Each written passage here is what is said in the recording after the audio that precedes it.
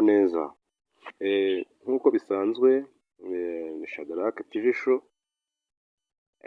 ni ukuvuga ngo noneho naje muri episode twagiye. Rero ikintu nizere ko mwese nk'uko nabibabwiye muri entertainment, nk'uko nabibabwiye mwese nizere ko mwiteguye yuko twahita dukomeza na episode ya mbere.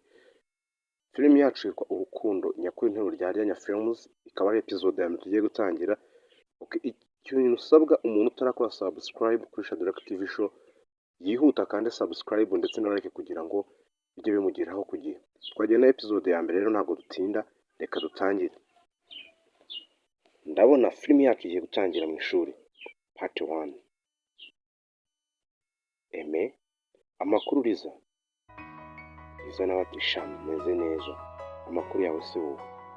Eme, nanjye ni meza ariko Liza, hari ikintu umaranye igihe cyinshi nshaka kukubwira ariko ntinya kukikubwira pe.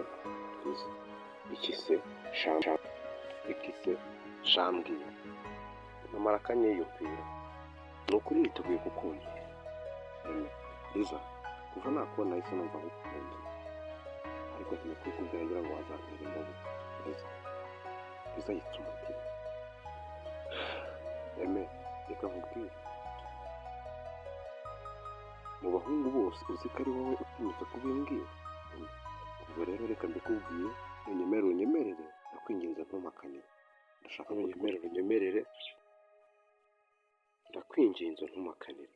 Ndashaka ko twakundana. Liza, Eme, wihangayika, reka ngende mbitekerezeho, nzagusubiza. Episode yacu naho irangiriye. Nizere ko mumerewe neza. Icyo musabwa ni ukanda subscribe kuri Shadrack TV show kugira ngo tujye dukomeza turebere hamwe izindi episode. Ndabakunda cyane.